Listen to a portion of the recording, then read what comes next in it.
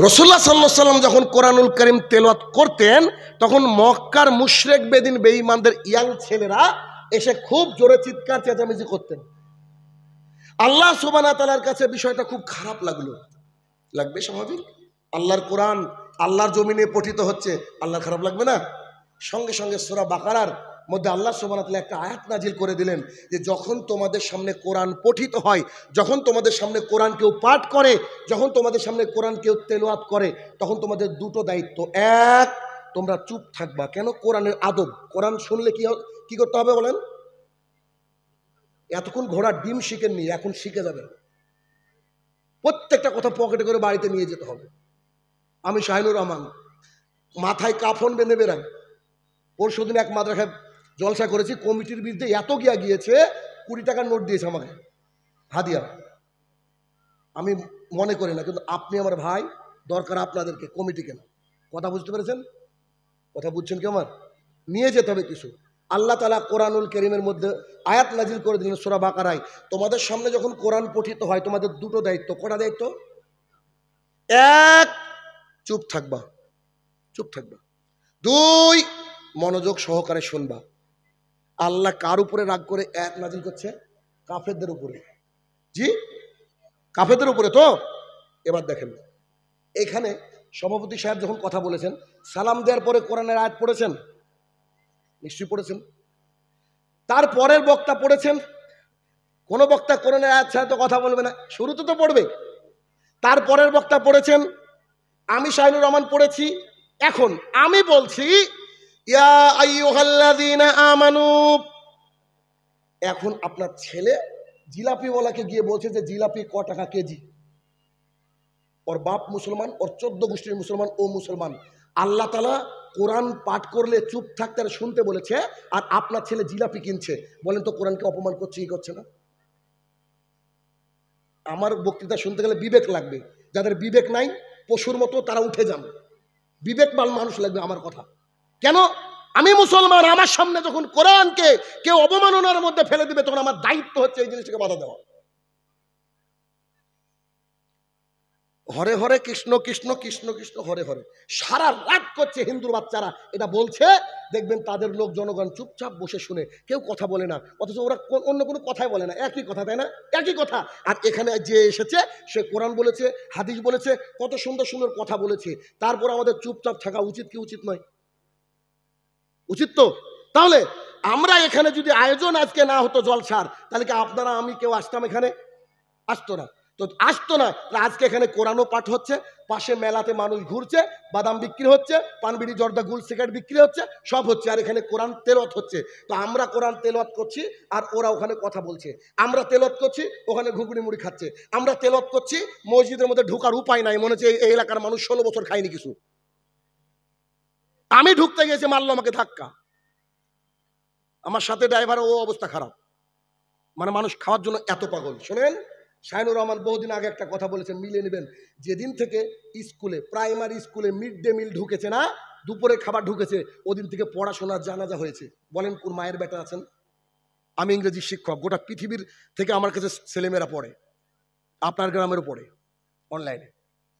এখানে এই যে বুড়ো মানুষগুলো বসে আছে, জিজ্ঞাসা করেন তো, ওরা সকালবেলায় ফ্যান ভাতও জুটেনি, গিয়েছে মানে তারা স্কুলে গিয়েছে প্রাইমারিতে। প্রাইমারি পাস লোকটার সাথে বর্তমান জামানার এমএ পাস লোক পারবে না, জিজ্ঞাসা করেন। আমার কথা বাস্তবতা এখানে। কিন্তু যেদিন থেকে স্কুলে খাবার ঢুকিয়েছে ওই দিন থেকে পড়াশোনার জানাজা হয়েছে। অর্থাৎ পড়াশোনা আর খাবার একসাথে চলে না। আপনারা সবাই মুসলমান তো? আমরা 30 দিন রোজা করলাম না গত বছর? এবার কটা করব? 29 অথবা 30। আপনি আমি মুসলমানের বাচ্চা 13 থেকে 14 ঘন্টা না খেয়ে সন্ধ্যাবেলা ইফতার করি, কত আনন্দে, কোনো টেনশন হয় না। আর এই মুসলমানের বাচ্চা আজকে জলসা শুনতে এসেছে, তার নাকি 4 ঘন্টা জলসা শুনতে 2 বার খাওয়া লাগবে। কেন এরকম হয় না? যাতে কোরআন এবং সুন্নাহ শুনবো, তো আজকে আমরা সব দোকানপাটকে বন্ধ করে দেব, চুপচাপ ছেলে মেয়ে নিয়ে সেখানে বসে হাদিস এবং কোরআন শুনবো, যেগুলো আমরা জানিনি সেগুলো জেনে আমাদের জীবন পরিবর্তন করব। কি বলেন? উদ্দেশ্য এটা কিনা? আর একটা কথা বলি, আর একটা কথা। জি, বলেন তো রাসূলুল্লাহ সাল্লাল্লাহু আলাইহি ওয়াসাল্লামের চাচার নাম কি? আবু তালেব। কেউ কি বলতে পারেন যে আবু তালেব কোথায় যাবে? জান্নাত নাকি জাহান্নাম? জাহান্নাম। হাদিস মুসলিম শরীফ, রাসূলুল্লাহ সাল্লাল্লাহু আলাইহি ওয়াসাল্লাম চাচার পাশে এসে বলছেন, চাচা একবার লা ইলাহা ইল্লাল্লাহ বলেন না, একবার বলেন, একবার বলেন। যদি লা ইলাহা ইল্লাল্লাহ বলেন তাহলে দেখেন না আমি আল্লাহর কাছে কি করে আপনাকে জান্নাত ছিনে দিই। তো ওদবা সাহেব আবু জেহেল দাঁড়িয়ে আছে, পাশে তাকাচ্ছে, বলছে না রে বাপ, যে ধর্মে আছে সে ধর্মে থাকে, মানে প্রেস্টিজ, লজ্জা, প্রেস্টিজ, ইগো। তিনি মারা গেলেন। রাসূল সাল্লাল্লাহু আলাইহি ওয়াসাল্লামকে যতজন পৃথিবীর বুকে সাহায্য করেছেন, সবচেয়ে বেশি সাহায্য করেছেন চাচা। আবু তালেব বলেছে, ভাতিজা তুমি দিন প্রচার করো, তোমার গায়ে যদি কেউ হাত দেয় তোমার এই চাচা রেডি, তুমি খালি বলবা, তারপরে দেখো কি অবস্থা করি। চাচা আবু তালেব চলে গিয়েছে জাহান্নামে। জনাব আমি বলছি, এই যে জালসার দায়িত্ব, মসজিদের দায়িত্ব নিয়ে আপনাকে যে ভালো কাজ করতে হবে কত সত্য, তবে ভালো কাজের নামে যদি, এই নেকির নামে যদি পাপ অঢেল হয়ে যায়, তাহলে আবু তালেবের মতো আমাদেরকেও জাহান্নামে যেতে হবে। দুর্গাপুজোর চাঁদা দেওয়া হারাম কেন? তার সাথে শরিক হয়ে যাবে তাই, তার সাথে শরিক হয়ে যাবে তাই। আজকে এখানে যতক্ষণ মেয়ে রাস্তায় চলে বেড়াচ্ছে, জেনা করছে, সবারই একটু একটু করে পাপ ঢুকবে। মানে শাহিনুর রহমানও বাদ নাই, কমিটিও আছে যারা চাঁদা দিয়েছে, যারা বসে আছেন। কারণ এখানে তো ওনারা না ডাকলে আমরা আসতাম না। তারপরে আমিও আজকে পাপি কেন? আমরা এখানে আছি বলে ওরা আজকে সুযোগ পেয়ে যাচ্ছে, ওরা আজকে সুযোগ পেয়ে যাচ্ছে। যদি তো মনে করছে অন্ধেরাটে চশমা বিক্রি আজকে, তারপরে কথা শুনেন। বলছিলাম যে ইসলাম আর আমাদের বুঝ এটা খুব কঠিন জিনিস। কেননা কোরআন যখনই পঠিত হবে তখন আমাদের দায়িত্ব দুটো, এক তোমরা চুপ থাকো, দুই মনোযোগ সহকারে শোনো। মনোযোগ সহকারে শুনতে হবে। ইসলাম খুব কঠিন জিনিস। এ দেখেন একটা লোক চণ্ডীদাস ওর নাম, ও পিপাসা পেয়ে গিয়েছে, চট করে বোতলটাকে কেটে ডক ডক ডক ডক করে পানি পান করছে। দেখেন চণ্ডীদাস, চণ্ডীদাস পান করলো ওর মতো। এখন আপনি মুসলমানের বাচ্চা, এই এক বোতল পানি, দু ঢোক পানি আপনাকে যদি, আপনি যদি খেতে চান তাহলে আপনাকে 6খানা নিয়ম লাগবে। কটা নিয়ম লাগবে? পানি খাওয়া কিন্তু ইবাদত না, যখন ইচ্ছা তখনই আমরা খেতে পারি, ইবাদত না। ইসলাম, ইসলাম মানে আমি আপনি কয়েদি, আল্লাহ তাআলার কয়েদি। আল্লাহ যা বলেছে তাই শুনতে হবে। তাহলে এক গ্লাস পানি পান করছে চণ্ডীদাস, ও বাম হাতে ধরলো কি, দাঁড়িয়ে খেলো কি, শুয়ে খেলো কি, তাকে কেউ জিজ্ঞাসা করার নেই। কিন্তু আপনি মুসলমান, আমি মুসলমান, আমরা যদি পানি পান করতে যাই 6খানা নিয়ম লাগবে। এক, গ্লাসটাকে ডান হাতে ধরতে হবে। শাহিনুর রহমান সাহেব ভাত খাচ্ছি যে, জি, ভাত খাওয়ার সময় হাতটাকে মুছে নেন, পেছনে চেটে নেন, যা কিছু করেন, হাত এভাবেই ধরতে হবে অথবা এভাবে ধরতে হবে। এভাবে ধরে খেলে ওটা ডান হাতে পানি পান নয়।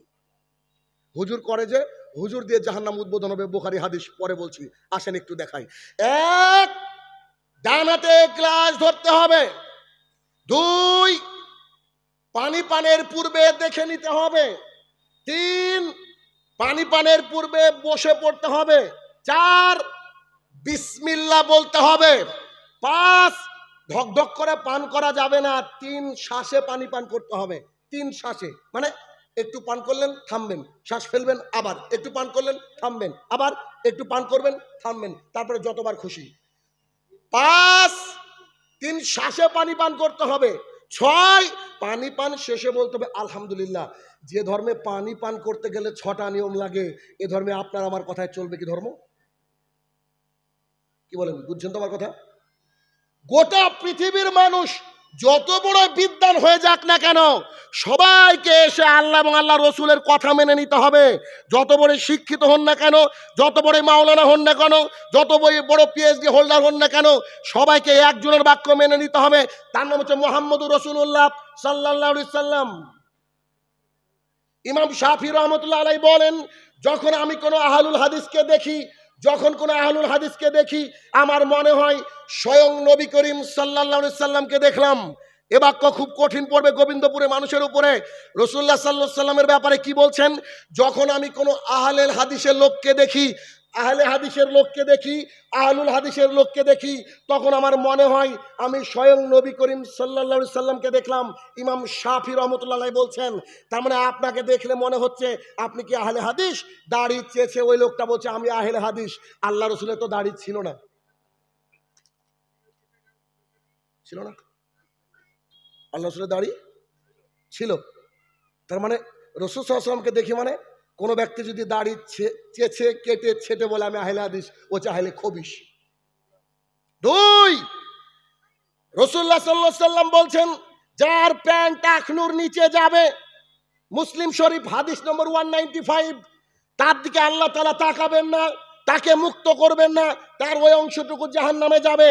জনাব, আপনি জুব্বা পরেছেন, লুঙ্গি পরেছেন, আরো কত কি পরেছেন, আপনি যদি আহলুল হাদিস হন, আপনার প্যান্ট জুব্বা লুঙ্গি থাকবে আপনার টাকনুর উপরে। কেউ যদি বলে আমি শুকুর আলী, শুকুর আলী মানে খানি জুমার দিনে যে ব্যক্তি যায় নামাজ পড়তে, ওর নাম রেখেছি শুকুর আলী। কেউ যদি বলে আমি শুকুর আলী, সে তো আহলে হাদিস তো দূর কি বাত, ও মুসলমানই না। কেন? রাসূলুল্লাহ সাল্লাল্লাহু আলাইহি ওয়াসাল্লাম বলছেন মান তারাকা সালাতান মুতাম্মিদান ফাকাদ কাফারা, কোন ব্যক্তি যদি ইচ্ছে করে এক ওয়াক্ত সালাত ছেড়ে দেয়, এই ব্যক্তি মুসলমান নয়। আমি বলছি, আমি অনুবাদ করছি, দোষ আপনি দিতে পারেন, তবে আমার না, মুহাম্মদ সাল্লাল্লাহু আলাইহি ওয়াসাল্লামের। কেন? হুবহু তার বাক্য অনুকরণ করছি, অনুসরণ করছি, আপনাকে শোনাচ্ছি, আপনি বুঝেন। ইমাম বুখারী রাহমাতুল্লাহ আলাইহির উস্তাদ আলী ইবনে মাদানী আজ থেকে 1200 বছর পূর্বে বলে গিয়েছেন আল্লাহর জমিনে একটা দল হকের উপরে থাকবে, সেই দলের নাম হচ্ছে আহলুল হাদিস, আসহাবুল হাদিস। তার মানে যারা আহলে হাদিস, আহলে হাদিস কাকে বলে শাহিনুর সাহেব একটু বুঝিয়ে দেন তো। আহলে হাদিস মানে পৃথিবীতে যেখানে যারা মানুষের রচিত বিধানকে সাইডে রেখে কোরআন এবং সুন্নাহকে মেনে নেয়, এর নাম হচ্ছে আহলে হাদিস। জনাব, আবার একবার, পৃথিবীতে যেখানে মানুষের রচিত বিধানকে পাশে রেখে কোরআন এবং সুন্নাহকে মেনে নেয়, এর নাম হচ্ছে আহলে হাদিস। আমি যদি এখানে এসে আপনার আর অন্যান্য বক্তার মতো গোল আলুর মতো বক্তৃতা দিয়ে চলে যাই, কিয়ামতের মাঠে আল্লাহ আমাকে দিবে সাইজ করবে, আমি এতে রাজি না। আপনি আমার কলিজার টুকরা ভাই, আপনাকে একটু সতর্ক করছি, আপনাকে একটু সতর্ক করছি যে এই আয়োজন করেছেন, এখান থেকে কোরআন এবং সুন্নাহর কথা প্রচারিত হবে, বাদ বাকি অন্য কিছু হবে না। কেন হবে না? দেখেন, হয়তো আপনার খারাপ লাগতে পারে, কেউ কেউ ভাবতে পারে হয়তো আমাকেই বলছে, জি আপনার মধ্যে যদি ভুল থাকে আপনি শুধরাবেন। আমি একটু আপনাকে দেখাই। দেখেন, এই বোতলটা কি বলেন তো? পানি। পানি না? এই বোতলটায় মদ। কথার কথা, একটু, এই বোতলটায় মদ, এই বোতলটায় পানি। আচ্ছা, এই পানিটা যদি এই বোতলে একটু ঢেলে নিই, তাহলে এটা কি হালাল হবে? এটা পানি, এটা তো পবিত্র, তাই না? পানি দিয়ে অজু করা যায়, আলহামদুলিল্লাহ। কিন্তু মদ হারাম। কিন্তু এখন এই আমি মদের মধ্যে পানিটা ঢেলে নিলাম, একটু বেশি ঢাললাম, তারপরে কি এটা কি পবিত্র হবে? হবে? আচ্ছা, ওটা যদি পবিত্র না হয়, আমাকে বলেন তো, যে বক্তা গজল গায়, ও তো হিন্দি গানের সুরে গজল গাইলো, তাই না? যে বক্তা গায়, যারা গায় পৃথিবীতে, গোটা পৃথিবীতে, তো হিন্দি গান ও শুনেছে, নাইলে ওকে সুর কে দিল? আল্লাহ ওহি করেছে, ওহি করেছে, ওকে বলেন। তাহলে হিন্দি গানের একটা সুর নিয়ে নিলাম, আর কিছু আরবি কিছু কথা ঢুকিয়ে দিলাম, তাহলে কি মদের বোতলের সাথে পানি মিশানো হলো না? ইসলাম প্রচার মানে সরাসরি আল্লাহ এবং আল্লাহ রসুলের কথা, একটা বাক্য এদিক ওদিকে করা যাবে না। কেমন করা যাবে না? আমি শুরুতে বলেছি, আবু হুরায়রা রাদিয়াল্লাহু তাআলা আনহু বলেন রাসূলুল্লাহ সাল্লাল্লাহু আলাইহি ওয়াসাল্লাম বলেছেন। এই কথা বলতে গিয়ে আমি দেখছি আসলে আবু হুরায়রা বলেনি, আনাস বলেছে। তাহলে আমার ভাগ্যে খারাপ আছে। কেন? শুধু রাবির নাম চেঞ্জ করেছি তাই। ইসলামে এটুকু চেঞ্জ করার সুযোগ আছে কি? সুযোগ আছে? বলেন নাই। শুনেন, জীবনকে পরিবর্তন করতে হবে। এই একদিন জালসা, এটা ঈদ, বাড়িতে বেটা বিটি আসবে, বাইরে থেকে আত্মীয় স্বজন আসবে, খাওয়া দাওয়া, 10টা-20টা গরু জবাই হবে, ডেলিকেট চলবে, এর নাম জলসা নয়। জলসা মানে আপনার ইমানের উন্নতি করবে, জলসা হতে হবে, যাতে আসলে আপনার জীবনটা পরিবর্তন হয়, যাতে 5টা হাদিস আপনি এখান থেকে বাড়িতে নিয়ে যেতে পারেন। 5টা হাদিস এখান থেকে বাড়িতে নিয়ে যেতে পারেন, তবে আপনার সমাজ পরিবর্তন হবে, নইলে সমাজ পরিবর্তন হবে না। সমাজ পরিবর্তন করতে গেলে শুধুমাত্র কথা চলবে কার বলেন তো? আল্লাহ এবং তার রসুলের। আর আল্লাহ রসুল অন্য কারো কথা বলেননি, সরাসরি আল্লাহর তরফ থেকে যা পেয়েছেন তাই বলেছেন। অতএব আল্লাহ এবং আল্লাহ রসুলের কথা শুনতে হবে এবং ওই অনুযায়ী আমাদেরকে আমল করতে হবে। কেন? দেখেন এখানে বলছে যে রাসূলুল্লাহ সাল্লাল্লাহু আলাইহি ওয়াসাল্লাম বলছে, কেউ যদি তোমাকে কেউ দান করে, কোনো জিনিস দেয়, তুমি বলো আল্লাহুম্মা সাল্লি আলাই, আল্লাহুম্মা বারিক আলাই। কি বলছে? আল্লাহুম্মা সাল্লি আলাই, আল্লাহুম্মা বারিক আলাই। দান করলে কি বলতে হয়? আল্লাহুম্মা সাল্লি আলাই, আল্লাহুম্মা বারিক আলাই। এখন ধরেন বক্তা বলছে 10 টাকা দিল দান নামে শরীফুল, ওগো আল্লাহ নেকি দিতে করিও না ভুল। বলে কি বলে না? বলেন। কিন্তু আসলে আমরা পড়াশোনা করি না, এজন্য সমস্যা কি? ওই ব্যক্তি যে কথাটা বলল, সে কত বড় হারাম কাজ করলো এটা জানেন? খেয়াল করেন কি বলছে? 10 টাকা দিল দান নামে শরীফুল, ওগো আল্লাহ নেকি দিতে করিও না ভুল। আল্লাহ কি ভুল করে? তাহলে আল্লাহকে আমি স্মরণ করিয়ে দিচ্ছি, আমি শাহিনুর রহমান কত বড় গাদ্দার, আমি আল্লাহকে বলছি আল্লাহ তুমি যেন ক্ষমতার ভুল টুল করো না, তুমি তোমার মধ্যে ভুল টুল করো। তার মানে যখনই আপনি ওই দিকে যাবেন তখনই আপনি পথভ্রষ্টদের মধ্যে নিমজ্জিত হবেন।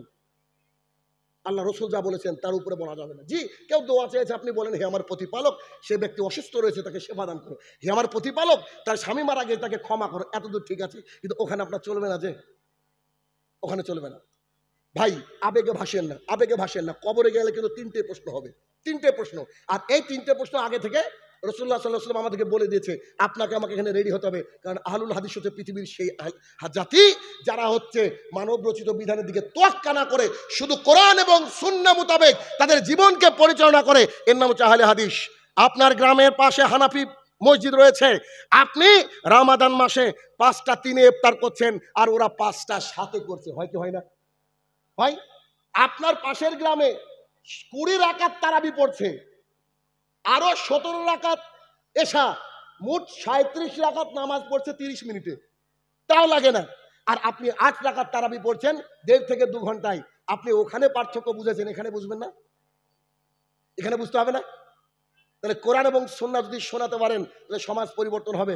রাসূলুল্লাহ সাল্লাল্লাহু আলাইহি ওয়াসাল্লাম এই তাবুকের যুদ্ধের যখন প্রস্তুতি চলছে, আল্লাহ রাসূল সাল্লাল্লাহু আলাইহি ওয়াসাল্লাম বলছে কে কি সম্পদ দিবা দাও, প্রচুর টাকা পয়সা দরকার, প্রচুর খাবার সামগ্রীর দরকার।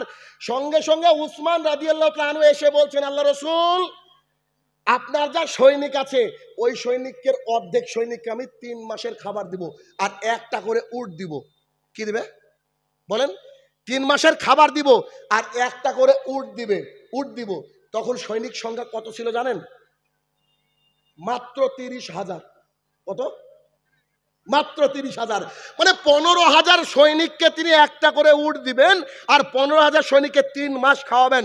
উমর ইবনুল খাত্তাব রাদিয়াল্লাহু তাআলা পাশে দাঁড়িয়ে মিসকি হাসছেন আর বলছেন, ও আবু বকর, তোমাকে কোনোদিন আমলে টপকাতে পারেনি। তাহাজ্জুদ কে? আবু বকর। আজকে জানাজায় গিয়েছে কে? আবু বকর। আজকে ভিখারি মিসকিনকে দান করেছে কে?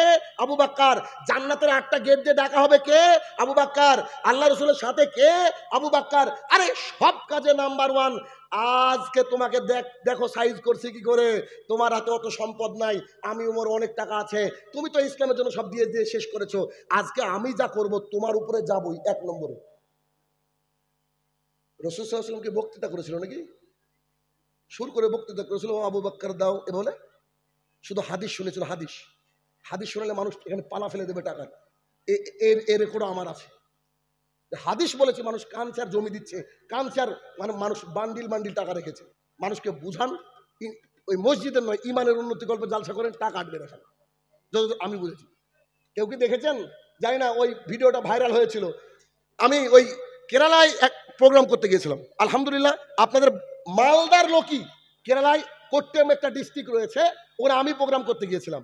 তো ওখানে আমি 1 ঘন্টা বক্তৃতা করলাম। এখন মালিয়ালাম বলছে আমরা তো বুঝছি না, মানে বাঙালিদের আয়োজন, তা আমাদের জন্য কি? তা বললাম তোমরা কোন ভাষা বুঝো? বলছে মালিয়ালাম আর ইংরেজি। তা আমি তো আলহামদুলিল্লাহ ওদের জন্য আরো 40 মিনিট ইংরেজিতে বক্তৃতা করলাম। এখন কমিটি এসে কানে কানে বলছে যে টাকা পয়সা তো ঠিকঠাক উঠেনি, একটু বলেন। তা আমি যে টাকার কথা বলেছি, একটা লোক 8 বস্তা টাকা তুলেছিল, ভাইরাল হয়েছে, দেখবেন আছে বোধহয় কোথাও ক্লিপটা।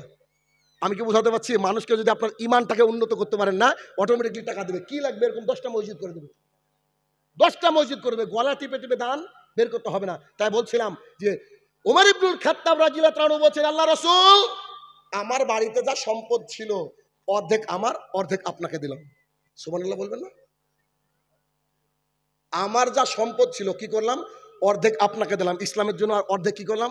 আমার থাকলো। বলুন তো এর উপরে কেউ যেতে পারে? আবু বকর রাদিয়াল্লাহু তাআলা এতিমের মতো দাঁড়িয়ে আছেন। আবু বকর রাদিয়াল্লাহু তাআলা ওখানে দাঁড়িয়ে আছেন।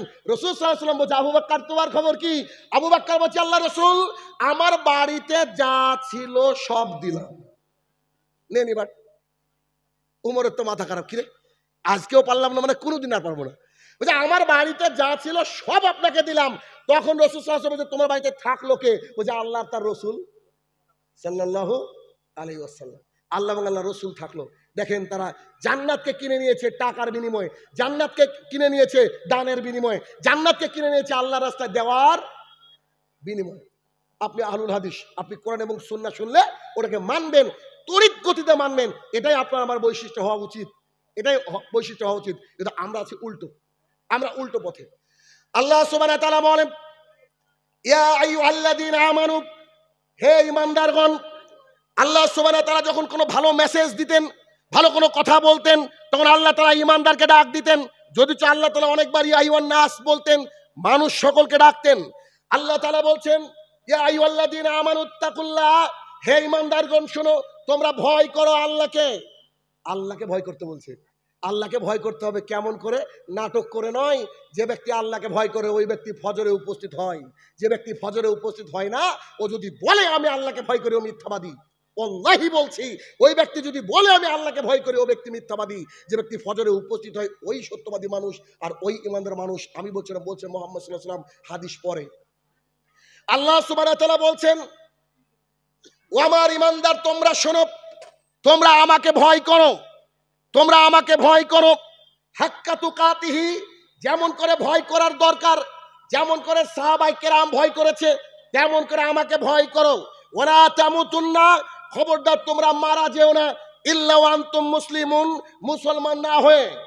তোমরা মুসলমান না হয়ে মারা যেও না। আশ্চর্য আয়াত, আমি বুঝতে পারি না আয়াতটা একটু খেয়াল করে দেখেছেন কি?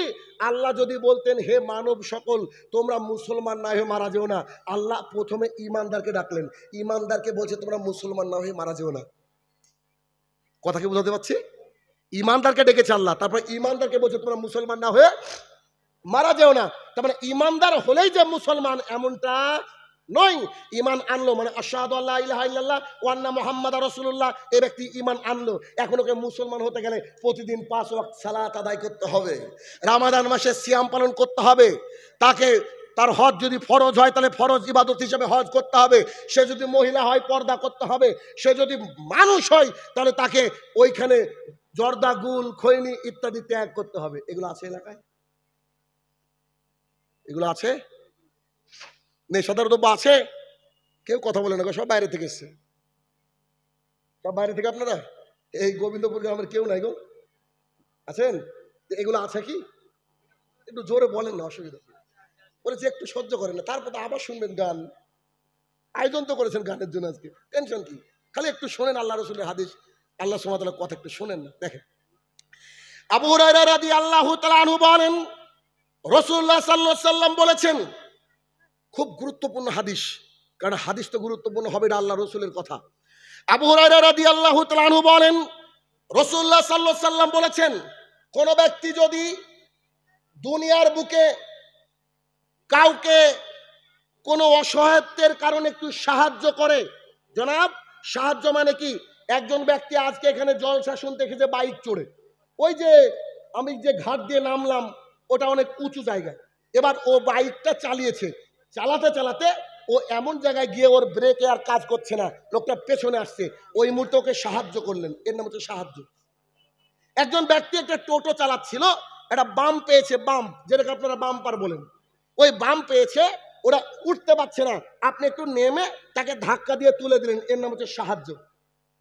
আপনি রাস্তা দিয়ে হাঁটছেন, দেখছেন যে একটা কাঁটাযুক্ত ডাল পড়ে, কেউ গেলে তার পাংচার হয়ে যাবে বাইক টাইক, সঙ্গে সঙ্গে ওটাকে তুলে সাইডে রাখছেন, এর নাম হচ্ছে সাহায্য। একজন বৃদ্ধা মানুষ হেঁটে যাচ্ছে, বৃদ্ধ মানুষ হেঁটে যাচ্ছে, আপনি ওই শামসিতে যাচ্ছেন, তাকে বলছেন চাচা কোথায় যাবেন? বেটা আমি তো শামসিতে যাবো, টোটো টোটো কিছু পাচ্ছি না, চাচা আমার গাড়িতে উঠেন, এর নাম হচ্ছে সাহায্য। এবার হাদিস বুঝেন। আবু হুরায়রা রাদিয়াল্লাহু তাআলা আনহু বলেন, রাসূলুল্লাহ সাল্লাল্লাহু আলাইহি ওয়াসাল্লাম বলেছেন, আল্লাহর জমিনে একজন মুসলমান অপর কোন মুসলমানকে যদি সাহায্য করে, আল্লাহ তাআলা তাকে কিয়ামতের মাঠে সাহায্য করবেন। আবার ভুলে গেছেন সুবহানাল্লাহ বলতে? এসব বাক্য বললে সুবহানাল্লাহ বলতে হয়। কেন বলছি জানেন? কারণ সুবহানাল্লাহ যদি কোনো ব্যক্তি বলে, হাদিস শোনেন, কোনো ব্যক্তি যদি সুবহানাল্লাহ বলে, তো পৃথিবীতে যত ফাঁকা জায়গা আছে সব নেকিতে পরিপূর্ণ হয়ে যায়। না আপনাদের তো হয়তো জান্নাতের সার্টিফিকেট আছে, আমার নাই বলে আমি বলছি, যদি একটু চেষ্টা করেন দেখেন। রাসূলুল্লাহ সাল্লাল্লাহু আলাইহি ওয়াসাল্লাম বলেন, কেউ যদি কোনো অসহায় দারিদ্রতার নিচে থাকা ব্যক্তি, গরিব ব্যক্তিকে রাতের অন্ধকারে হোক বা দিনে একটু সহায়তা করে, সাহায্য করে, আল্লাহ সুবহানাহু ওয়া তাআলা দুনিয়াতে এবং আখিরাতে সেই ব্যক্তিকে সাহায্য করবে। হাদিস একটু লম্বা। রাসূলুল্লাহ সাল্লাল্লাহু আলাইহি ওয়াসাল্লাম বলেন, কোন ব্যক্তি যদি কোন মুসলমানের দোষ ত্রুটিকে ঢেকে রাখে দুনিয়ার বুকে, অমুক এই কাজটা করেছে, আমি বলবো না কেন, ও আমার মুসলিম ভাই, ও আমার মুসলিম ভাই কোনো দোষ ত্রুটিকে ঢেকে রাখে, কিয়ামতের মাঠে আল্লাহ তার দোষ ত্রুটিকে ঢেকে রাখবে। রাসূলুল্লাহ সাল্লাল্লাহু আলাইহি ওয়াসাল্লাম বলেন, এবার আপনার আমার কথা, একই হাদিস, কত সুন্দর হাদিস দেখেন। রাসূলুল্লাহ সাল্লাল্লাহু আলাইহি ওয়াসাল্লাম বলেন, কোনো ব্যক্তি যদি দ্বীন শিক্ষার উদ্দেশ্যে কোনো দিকে রাস্তা পাড়ি দেয়, আল্লাহ সুবহানাহু ওয়া তাআলা তার রাস্তাটা ধরে জান্নাতের দিকে ঠেলে দেন। আবার ভুলে গেছেন সুবহানাল্লাহ, অভ্যাস নাই তো, অত তাড়াতাড়ি হবেও না। আপনাকে একটু বুঝাই, এই যে কত বড় গুরুত্বপূর্ণ কথা বললাম, কি করে যে বুঝাবো আমি আপনাকে, দেখেন। আচ্ছা, আজকে আগামীকালকে এখানে কেউ আসবেন, কিন্তু আজকে কারো শামসি যাওয়া দরকার ছিল না, কারো রথবাড়ি, কেউ একটু হাটে যেতেন, কেউ একটু সবজি মার্কেট করতে যেতেন, কেউ ছেলেকে পড়াতেন। কিন্তু আজকে আপনাদের টার্গেট কি? সবারই রাস্তা চারিদিকে ছিল, ওই রাস্তাটা কোথায় এসেছে? মজলিসে, দিন